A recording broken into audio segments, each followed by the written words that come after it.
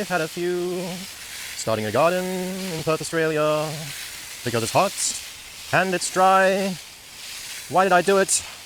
I wonder why. I should have lived in the UK, where it's cool every day.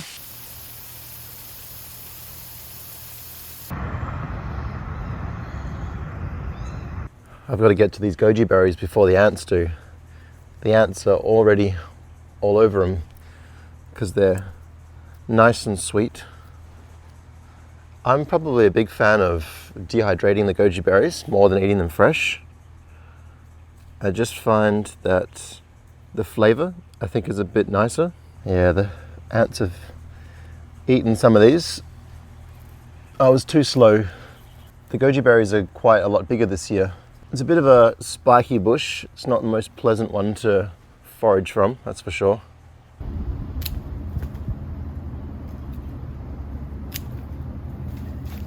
Tell you what, you wouldn't want to be one of the pea eggplant pickers with these huge thorns on them. Summer loving happens so fast. Well, oh, well, oh, well, oh, tell me more, tell me more. Ah! Excusez-moi. Oh yes, we're getting some good seed action here.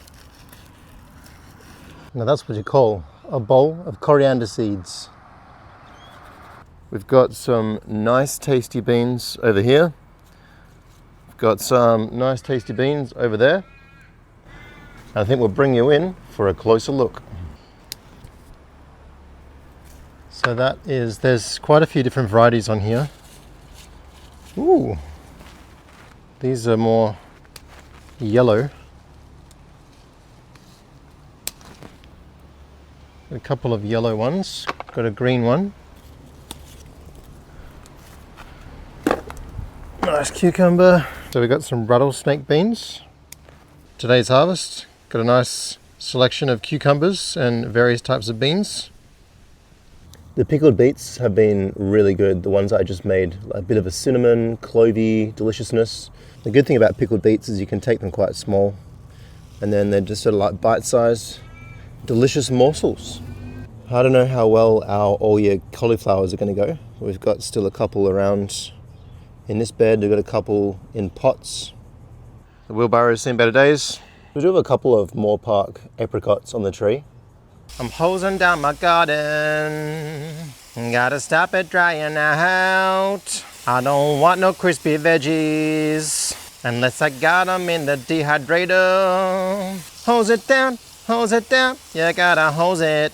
Hose it down, you gotta hose it, yeah. With the hot weather comes the chilies enjoying life.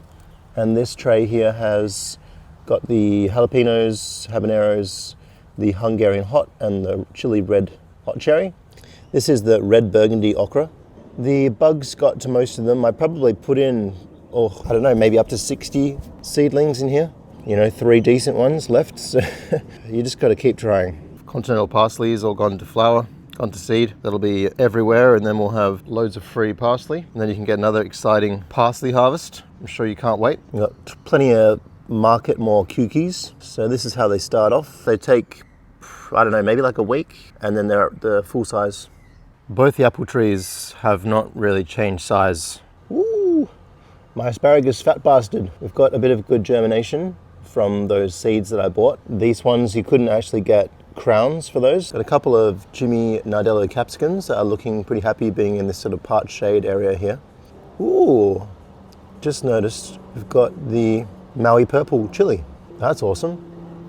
But we'll pot on some of these Jimmy Nardello, and we've got to do something with these Malabar red spinaches because we've got a whole bunch of those too. Bit of capsicum, mini traffic lights. We'll definitely do something with these over the next couple of days. I'll tell you what else has done pretty well in the last week or two is this oregano has cranked it. It's looking a little bit sizzled right now, but it was looking pretty lush 2 days ago before the weather hit it, and the time's sort of growing back too. We've got another thyme box that I made up, so both of these boxes here, these light and easy boxes that you get all your, you know, unhealthy food in. Oh my God, the orange Banksia is actually growing here. I did put some of those crystals on top, those smoke crystals because kind of mimics the bushfire thing, which helps germination. I've got a friend that's climbing on our tomatoes. Oh, he's a bit shy. We can use these tomatoes as a base for our curries if we mix some spices and onion and garlic with it. It kind of takes away the pretty bland flavour of the tomatoes. The maize compost tumbler has been pretty useful, I got to admit, for like vegetable scraps and things. That said, I've had it for around 3 years, and by this point the internal tube going through the middle so you can rotate it is completely rusted out. It's even started breaking up. So I would say definitely don't bother getting one of these. You can get one of those like plastic bins. Obviously not everyone can set up something as elaborate as this because it takes like a big bit of space. But even if you had maybe just one with some pallets, you could string some pallets together. I think that's the black soldier fly larvae. He's enjoying a bit of the tasty compost.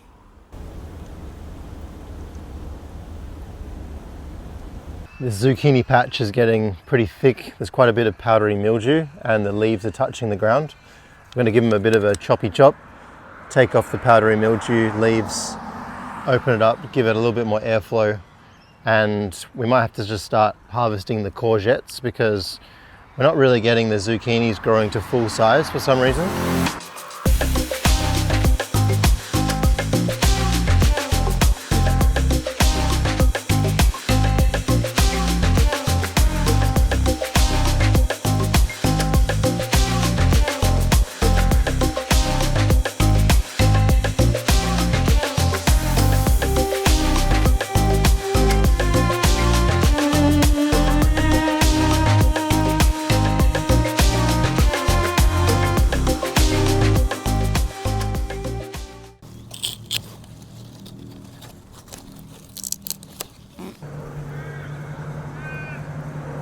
Zucchinis are thinned out nicely now.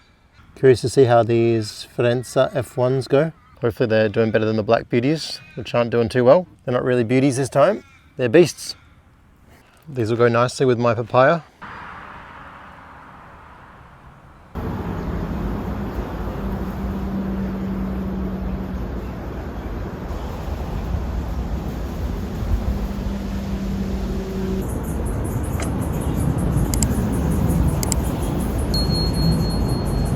Oh yeah, looks like a good size. Better get that before someone ganks it. Some evidence that the beans are struggling. Have some pretty hot days coming up at the moment, 41 degrees. I'm not sure what's going on here. The water level is good, not too wet, not too dry.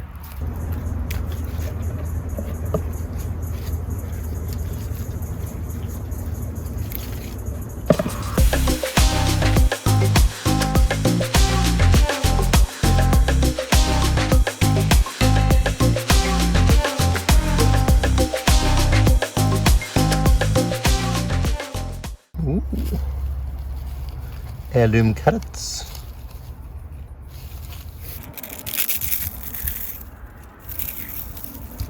Oof, love growing in 40-degree temperatures.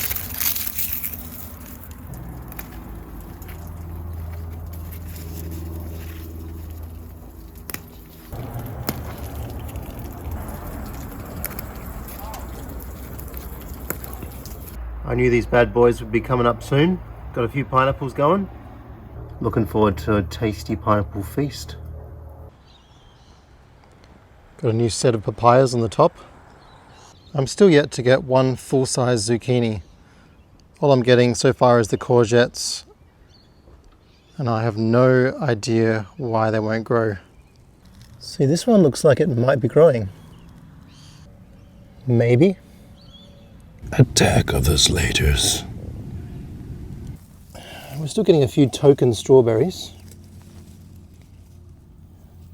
This one hasn't been attacked yet. Cool. I can hardly believe I actually found some for me. New Year's miracle. Check out this bad boy. The size of his leaves. Well, there's 3 Japs and 1 Jarrahdale.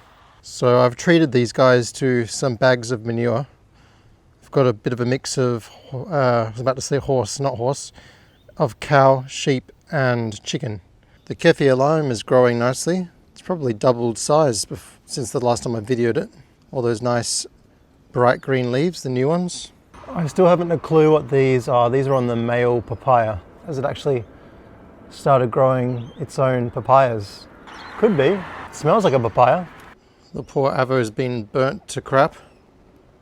Absolutely sizzled, but it's still hanging in.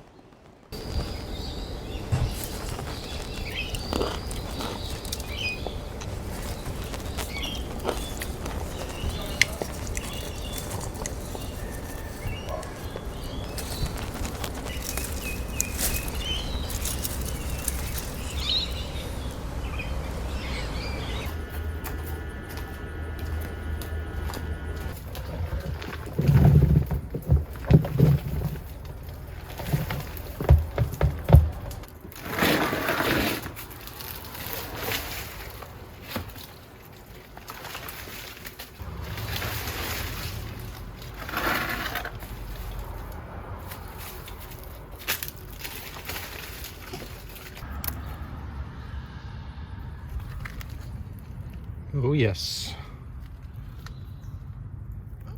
Oh yeah. Look at the color of that. Fantastic. Well, we finally had a bit of success. We've got one of the Firenze F1s that's grown to full size. Let's get this off.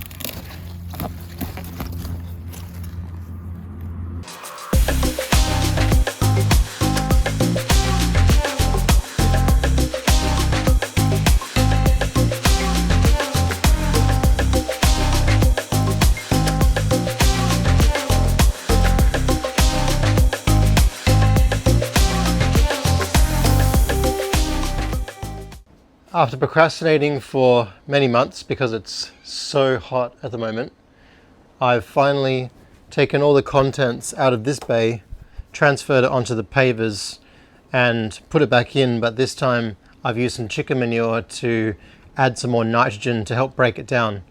So that's the second turn. The first one was already done and it's about half full at the moment, and that'll just be finishing off now, and I think that should be ready probably at the start of autumn, I would say.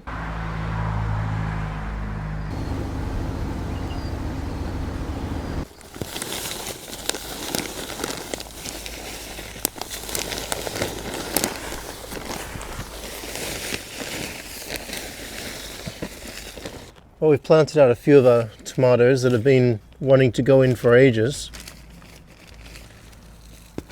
I probably could have planted them a bit deeper because they're pretty big, but got a bit lazy there.